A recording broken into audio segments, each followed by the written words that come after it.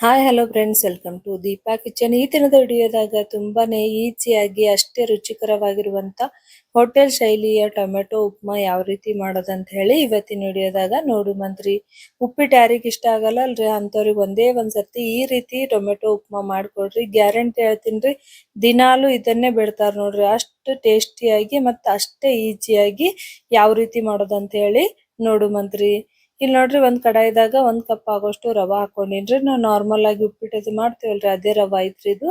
ಮತ್ next 1-2 spoon ಆಗೋಷ್ಟು ಎಣ್ಣೆ ಹಾಕೊಂಡು ಇದನ್ನ ಏನಿಲ್ಲ ಅಂದ್ರು ಸಣ್ಣ ಉರಿ ಒಳಗ 2 ರಿಂದ 3 ನಿಮಿಷ ಅಥವಾ 4 ನಿಮಿಷ ಆದ್ರೂ ನಡಿತೈತ್ರಿ. 4 ನಿಮಿಷ ಇದನ್ನ ಸಣ್ಣ ಉರಿ ಒಳಗ ಫ್ರೈ ಮಾಡ್ಕೋಬೇಕು ನೋಡ್ರಿ. ಅಂದ್ರ ಹುರಿಬೇಕ್ರಿ. ಇದು ಘಮ ಘಮ ಅಂತ ಸ್ಮೆಲ್ ಬರ್ತಿರ್ತೈತಲ್ರಿ, ಅವಾಗ ಇದು ಪರ್ಫೆಕ್ಟ್ ಆಗಿ ಹುರಿದೈತಂತ ನಮ್ಗ್ ಗೊತ್ತಾಗ್ತೈತ್ರಿ. ಇವಾಗ ಏನ್ ಮಾಡುಮ್ರಿ, ಇದನ್ನ ಒಂದು ಪ್ಲೇಟ್ದಾಗ ತೆಗೆದಿಟ್ಕೊಳ್ಳುಮಂತ್ರಿ. ನೆಕ್ಸ್ಟ್ ಅದೇ ಕಡೆಗೆ 1-2 ಸ್ಪೂನ್ ಆಗೋಷ್ಟು ಎಣ್ಣೆ ಹಾಕೊಂಡಿನ್ರಿ.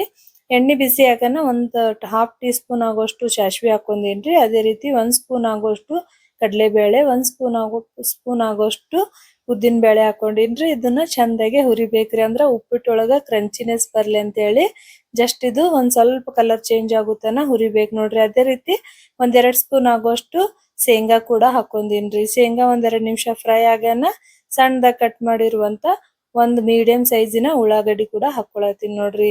ಅದೇ ರೀತಿ ಸ್ವಲ್ಪ ಕರಿಬೇವಿನ ಎಲೆ ಸಣ್ಣದಾಗ ಕಟ್ ಮಾಡಿರುವಂತ 4-5 ಹಸಿಮೆಣಸಿನಕಾಯಿ ಹಾಕೊಂಡಿನ್ರಿ. ಮೀಡಿಯಂ ಸೈಜಿಂದ 1-2 ಟೊಮೆಟೊ ಕೂಡ ಹಾಕೊಂಡಿನಿ ನೋಡ್ರಿ. ಇವಾಗ ಏನ್ ಮಾಡುಮ್ರಿ, ಇದನ್ನ 1-2 ನಿಮಿಷ ಫ್ರೈ ಮಾಡ್ಕೊಳ್ಮಂತ್ರಿ. ಜಸ್ಟ್ ಟೊಮೆಟೊ ಸ್ವಲ್ಪ ಸಾಫ್ಟ್ ಆಗುತ್ತನ ಇದನ್ನ ಫ್ರೈ ಮಾಡ್ಕೋಬೇಕು ನೋಡ್ರಿ.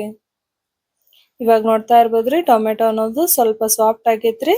ನೆಕ್ಸ್ಟ್ ರುಚಿಗೆ ತಕ್ಕಷ್ಟು ಉಪ್ಪು ಕೂಡ ಹಾಕೊಳತೀನ್ರಿ. ಉಪ್ಪು ಹಾಕೊಂಡು 1-2 ನಿಮಿಷ ಫ್ರೈ ಮಾಡ್ಕೋಬೇಕು ನೋಡ್ರಿ.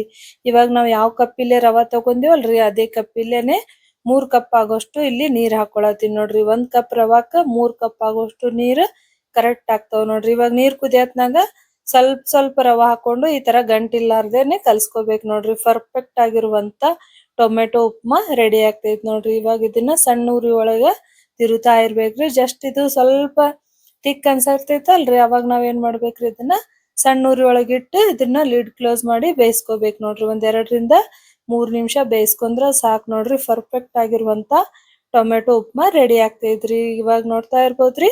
ಇವಾಗ ಏನ್ ಮಾಡಮ್ರಿ, ಸಣ್ಣದಾಗ ಕಟ್ ಮಾಡಿರುವಂತ ಕೊತ್ತಂಬರಿ ಸೊಪ್ಪು ಹಾಕಿದ್ರ ಸೂಪರ್ ಟೇಸ್ಟಿ ಆಗಿರುವಂತ ಟೊಮೆಟೊ ಉಪ್ಮಾ ರೆಡಿ ಐತ್ ನೋಡ್ರಿ.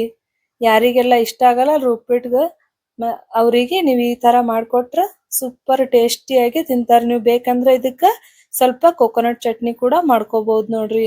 ಅಷ್ಟು ಟೇಸ್ಟಿ ಆಗಿರುವಂತ ಟೊಮೆಟೊ ಉಪ್ಮಾ ರೆಡಿ ಐತ್ರಿ. ಇವಾಗ ನಾವು ಸರ್ವಿಂಗ್ ಕೂಡ ಮಾಡ್ಕೊಳ್ಳುಮಂತ್ರಿ. ಐ ಹೋಪ್ ನನ್ನ ರೆಸಿಪಿ ನಿಮಗೆಲ್ಲ ಇಷ್ಟ ಆದ್ರ ಮರಿಲಾರ್ದೆ ಲೈಕ್ ಮಾಡ್ರಿ, ಚಾನೆಲ್ ಸಬ್ಸ್ಕ್ರೈಬ್ ಮಾಡ್ರಿ. ನಿಮ್ಗೆ ಇಷ್ಟೇ ಈಸಿ ರೆಸಿಪಿ ಬೇಕಾಗಿತ್ತಂದ್ರ ನನ್ನ ಚಾನೆಲ್ ಸಬ್ಸ್ಕ್ರೈಬ್ ಮಾಡೋದ್ ಮಾತ್ರ ಮರ್ಯಾಕ್ ಹೋಗ್ಬೇಡ್ರಿ. ನೆಕ್ಸ್ಟ್ ಇಷ್ಟೇ ಈಸಿ ರೆಸಿಪಿ ಒಂದಿಗೆ ನೆಕ್ಸ್ಟ್ ವಿಡಿಯೋದಾಗ ಬರ್ತೀನಿ. ಅಲ್ಲಿವರೆಗೂ ಬಾಯ್.